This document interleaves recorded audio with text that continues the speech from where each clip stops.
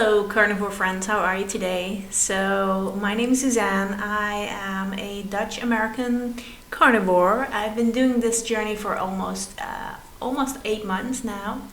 And the last 3 months I have been weight stalling. I've been consuming a lot of dairy. I have been starting to have cheat days. So, this week I decided to have a carnivore reset, and this is day 5. It's Friday. I started on Monday, and first of all, I want to thank all of you who are giving me such positive comments. I really could not do this without you, so thank you. It really means a lot to me, and I try to respond every time.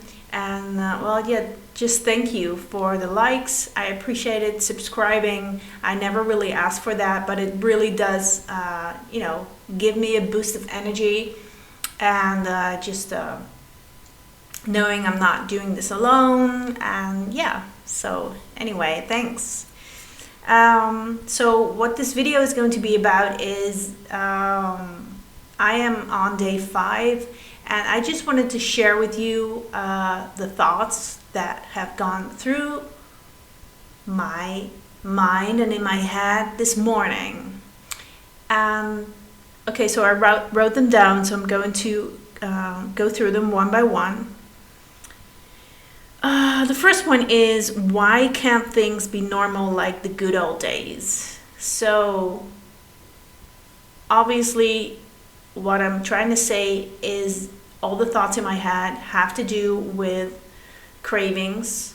And basically what the Carnivore channel is basically a channel about addiction as well. Because, it's challenging. It's about cravings and it's about getting off carbs. But this sentence, like, why can't things be normal like the good old days, means that I miss the carbs. And with the good old days, I meant, like, let's say a day back in the life when I was on the SAD diet, and even going back further when I was still smoking and drinking. I know it doesn't have to do anything with carbs, but it's a little bit related to addiction. So a normal, typical day, let's say when I was 29 or 32, I would wake up very, very tired because usually the night before I would be smoking a joint just before going to sleep.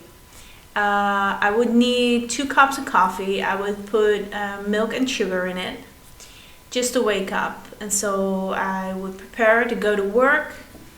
Always a little bit late because I really wanted to sleep in, but I can't. And then I would eat my breakfast, like 2 sandwiches with butter or margarine, and cheese or chocolate sprinkles, whatever. I would go by the bakery before work and I would buy a croissant and like some sort of sandwich or something to get me through the day. I would probably have like 1 or 2 apples with me. Then after work, I would go by the supermarket. I would buy pizza. I would buy ice cream, chocolates, potato chips, whatever. And then I would buy a salad, make a salad or have some soup and bread. That's usually what I ate. I would buy fruit for during the day. So whatever fruits were available. And, during the weekends, I would meet up with my friends or they would come over. We would have drinks. We would go out, have drinks, and then come home drunk with some random guy. And usually regret it. And before I would go to bed, I would smoke marijuana and tobacco. And that's basically what I did for many, many years, every day. So that would be normal. I would also have a lot of panic attacks, anxiety. So those were the good old days where I would have a serious eating disorder and always feel bad about the way I look. I was always trying to diet, but I was always failing. So the good old days were, I did have a lot of fun, but the fun usually was because I was with people I loved, and we would really have a great sense of humor together, and that's what the fun was, that we would be laughing and listening to music or watching bands play. That was part of the fun, and I can still do that, but anyway, so that's the good old days. Okay, number 2, what I wrote down is, okay, this is one of my addiction thoughts that I had this morning. After the challenge is over, I can have some good things again. And it really doesn't make a lot of sense. So right now, I just want to get through the 30 days and then see how I feel. And I probably don't have these thoughts anymore. I probably don't have these cravings anymore. And that's why the 30-day challenge is so good for me, because right now, I can't believe that. Right now, I'm like, okay, I'm going to do this. But when it's over, I'll go back to it. And it really reminds me a lot, this feeling I have of quitting smoking. Because when you quit smoking, the first 5 to 12 days, you really think that you're probably going back to it, or this uncomfortable feeling that I'm having right now. So number 3 is, I will be having cravings for the rest of my life. Yeah, that's what the same thing with quitting smoking and nicotine. You think the first week or so that you're going to feel like that for the rest of your life. So, and that's why people go back, because they don't know what's on the other side. That's the whole point. What I'm trying to tell myself right now, and that what I know this in the back of my mind because I've gone through it with cigarettes. Yeah, so number 4 is, I can't enjoy life without eating carbs and sugar. I can't enjoy life without eating carbs and sugar. That's pretty bad thought, right? I can't enjoy life. So what it means is that this is what life is for. We are here on earth to consume sugar and carbs. Well, no, that's not why we're here.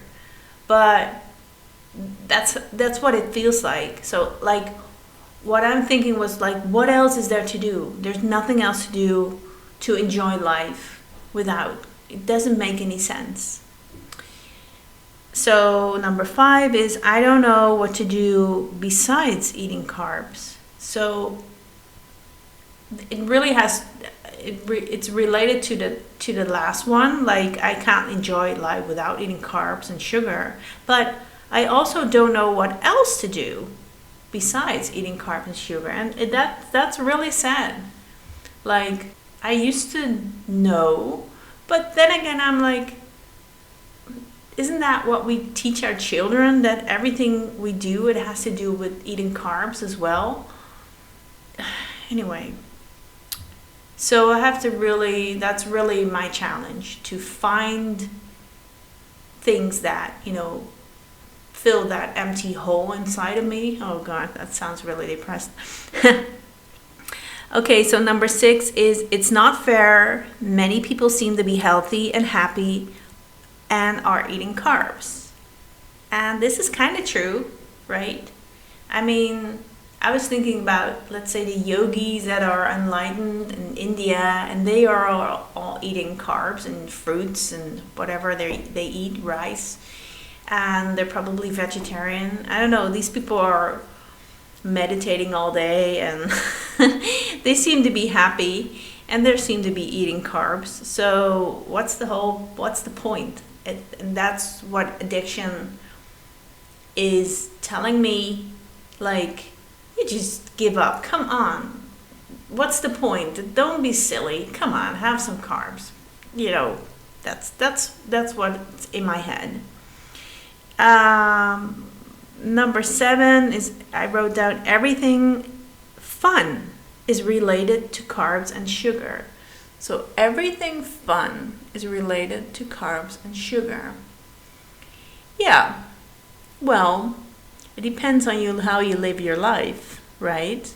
Because that is how my life was designed.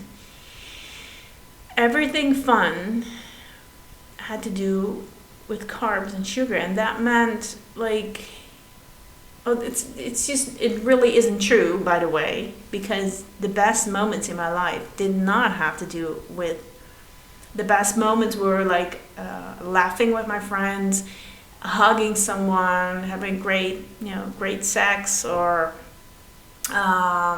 just babysitting my nieces and just playing with them, creating a song, writing music, playing, just reading a good book. So it really doesn't have to do anything with carbs and sugar, but it does fill this big empty hole,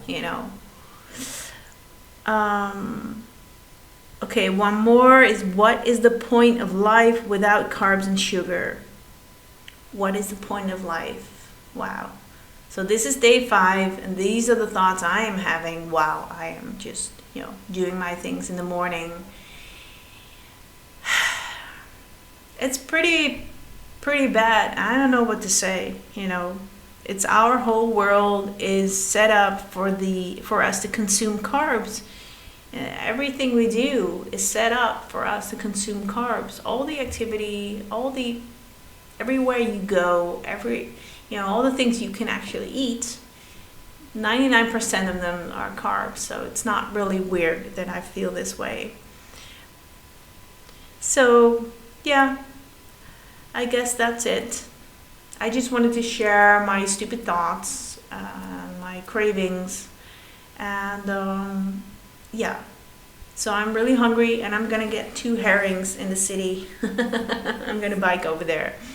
Yeah, that's gonna be my my enjoyment. Well, just because I'm really hungry and I know it fills me up. Okay, have a great weekend. I love you all. Bye bye. Take care. Be safe.